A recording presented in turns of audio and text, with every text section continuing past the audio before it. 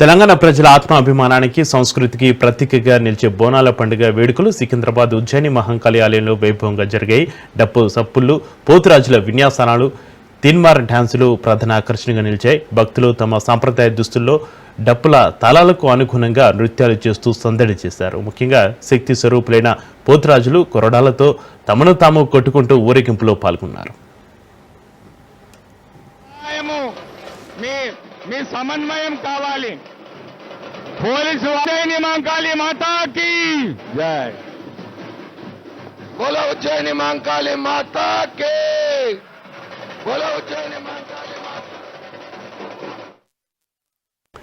రంగం కార్యక్రమంలో భాగంగా భవిష్యవాణి వినిపించారు మాతంగి స్వర్ణలత. ఈ క్రమంలో మహంకాళి ఆలయ పూజారి సిబ్బందిపై కన్నెర్ర చేశారు. తన రూపం చూపించడంలో అడ్డుపడుతున్నారని ఆగ్రహం వ్యక్తం చేశారు. కొండంత వరాలు ఇచ్చినా గోరంతా కూడా ఖర్చు చేయడం లేదన్నారు. తాను కన్నెర్ర చేస్తే రక్తం కక్కుకొని చేస్తారని హెచ్చరించింది.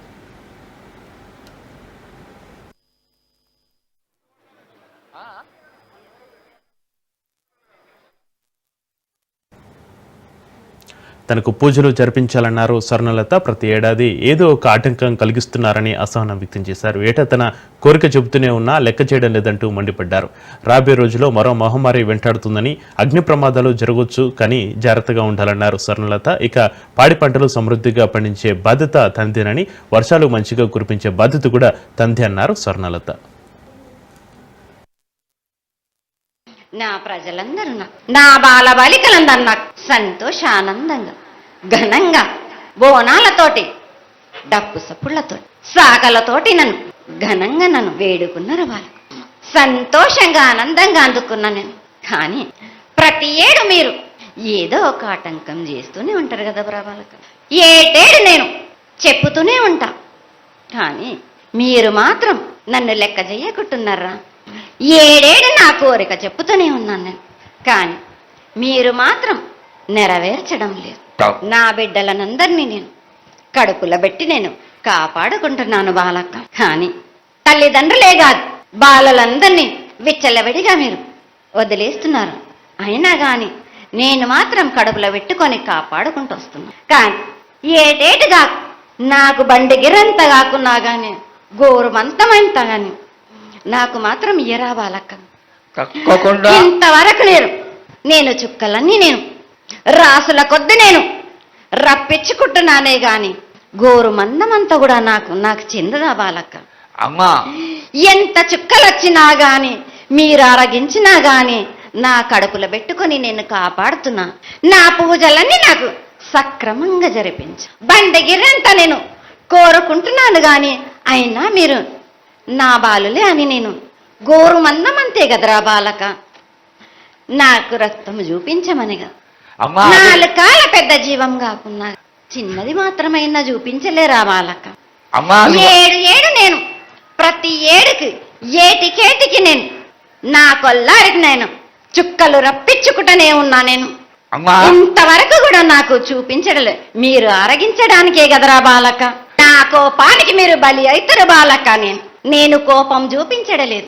నేను కోరుకుంటున్నాను. నేను నా బాలబాలికలందరినీ కాదు, మీ అందరినీ కూడా నేను నా కడుపులో పెట్టి కాపాడుకుంటున్నాను నేను. కానీ నేను ఇంత చుక్కలు రప్పించుకున్నా గాని నాకు సక్రమంగా నాకు పూజలు జరిపించండి బాలక. నేను వేడుకునేదే కాదు, నేను ఆజ్ఞ చేసిందంటే నేను నా కన్ను ఎర్ర చేసిందంటే మీరు మాత్రం రక్తం గక్కుచోని చేస్తారు. నాది మాత్రం కొద్దిగా ఉంటుందని అనుకుంటున్నారు, కానీ తప్పకుండా ఉంటుంది బాల. కానీ కాలం తీరిందంటే తప్పనిసరిగా ఎవరేది అనుభవించాలో అది తప్పనిసరిగా అనుభవిస్తారు బాలక. నేను మాత్రం దానికి అడ్డురాను బాలక. నా అయ్య చెప్పింది అయినా కానీ తప్పనిసరిగా పాటించాలి అని. కానీ మీరు కూడా నాకు సంతోష పెట్టడం, మీకు సక్రమంగా పూజలు జరిపించండి. కొద్దిగైనా నాకు రక్తం చూపించండి. ఇది వరకు నేను చేసిందంతా మీరు సంతోషంగానే అందుకుంటున్నానే. కానీ మీరు ఏడేడు మీరు వాగ్దానం తీసుకుంటారు కానీ మీకే సరిపోతున్నాయి కదా. నా రూపాన్ని కూడా మీరు అడ్డుపడుతున్నారు మీరు. కానీ ఇది వరకు నేను శాంతంతో నేను కడుపులో పెట్టి కాపాడుతున్నాను. ఈ ఏడు జరిపించలేకపోతే నేను మాత్రం ఎవరెవరు అడ్డుపడుతారో వారికి నేను రక్తం గక్కేలా నేను చేస్తాను. కానీ మళ్ళీ నన్ను నిందించద్దు. నా బాలులందరికీ ఒకటి విజ్ఞప్తి చేస్తున్నాను బాల, నన్ను కొల్చేవారే కాదు, నా అలంకరణ చేసేవాళ్ళు కానీ నా ముందుండే వాళ్ళే కానీ నాకు మాత్రం తప్పనిసరిగా విధి విధానంగా నాకు జరిపించండి. సంతోషంగా ఆనందంగా అందుకుని ఏటికొక్కసారేగా అందాం బాలబాలికలు సంతోషంగా ఘనందంగా నాకు పూజలు అందించారు. నాకు వారి అందరిని నేను వెంటుండే కాపాడే భారం నాలుగు ముళ్ళినట్టే నా ముడి బండ్లతోటి పీస్తాను. భారం నా తప్పకుండా తల్లి. నా గ్రామ ప్రజలందరే గారు నన్ను కొలిచేవారు, నా కొల్లారే గారు నా కజల్లలందరూ కూడా సమానంగా చూసుకునే భారం నాకు తప్పకుండా తల్లి. ఏటికొక్కసారే కాదు, నన్ను అందరి విషయంలో కూడా నేను తప్పనిసరిగా నేను తోడు నీడై నిలబడతాను. నా రాష్ట్రాన్నే కాదు నా దేశాన్ని తప్పనిసరిగా కాపాడే భారం నాది. కానీ ఒక్కటి మాత్రం గుర్తించుకోండి, మీరు రాబోయే రోజుల్లో మహమ్మారి కూడా వెంటాడుతుంది. మీరు మాత్రం జాగ్రత్తగా ఉండండి. మీరు పాటించవలసినవి పాటించండి. అగ్ని ప్రమాదాలు కూడా జరుగుతాయి. వీటి గురించి కూడా తప్పనిసరిగా ముందే హెచ్చరిస్తున్నా నేను. ఈ ఏడు వర్షాలు తప్పగా కురుస్తాయి. పాడి పంటలు కూడా సమృద్ధిలా ఉండే చూసే భారం నాది.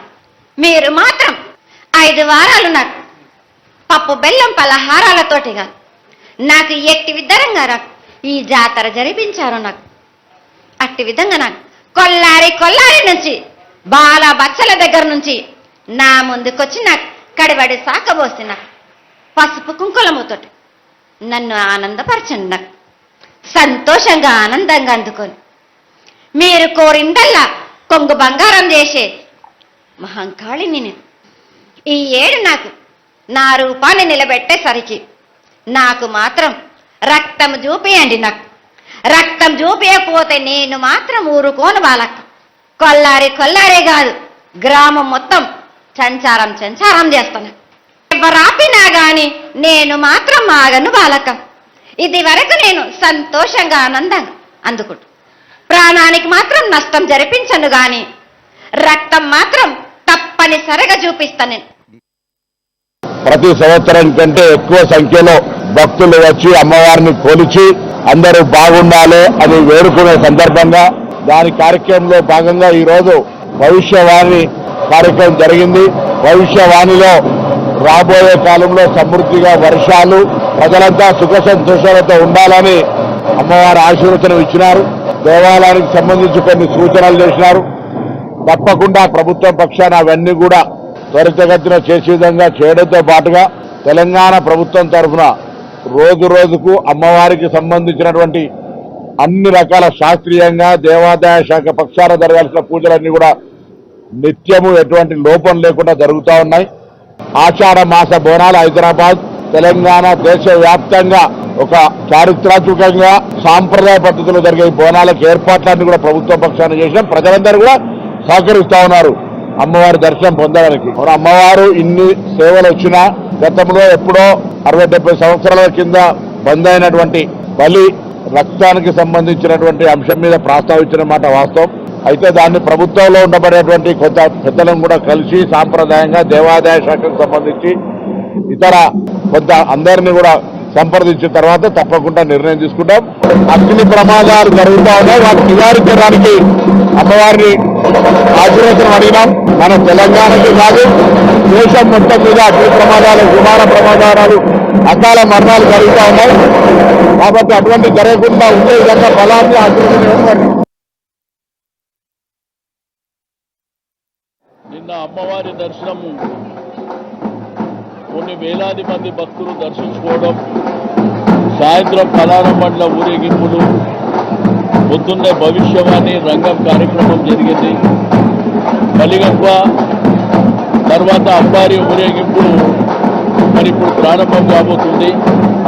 మళ్ళీ సాయంత్రం పలారం బండ్ల ఊరేగింపు. కానీ పండుగ అనేది నిర్బంధాల మధ్యన జరగదు. పండుగ అనేది నిర్బంధాల మధ్యన జరిగితే భక్తులు ప్రజలు ఇబ్బంది పడేటువంటి అవకాశం ఉంటుంది. కాబట్టి పండుగ అనేది స్వేచ్ఛగా భక్తులు అమ్మవారిని దర్శించుకునే విధంగా ఉండాలని చెప్పి మనం అనేక సంవత్సరాల నుంచి అందరి కోఆర్డినేషన్తోని బ్రహ్మాండంగా చేస్తున్నటువంటిది కూడా అందరికీ తెలిసిందే. 2014లో తెలంగాణ ప్రభుత్వం వచ్చినప్పటి నుంచి రాష్ట్ర పండుగగా వచ్చిన తర్వాత ఏర్పాట్లు కూడా బ్రహ్మాండంగా చేపట్టడం జరిగింది.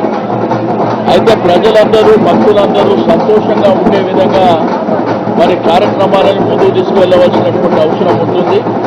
మరి తప్పకుండా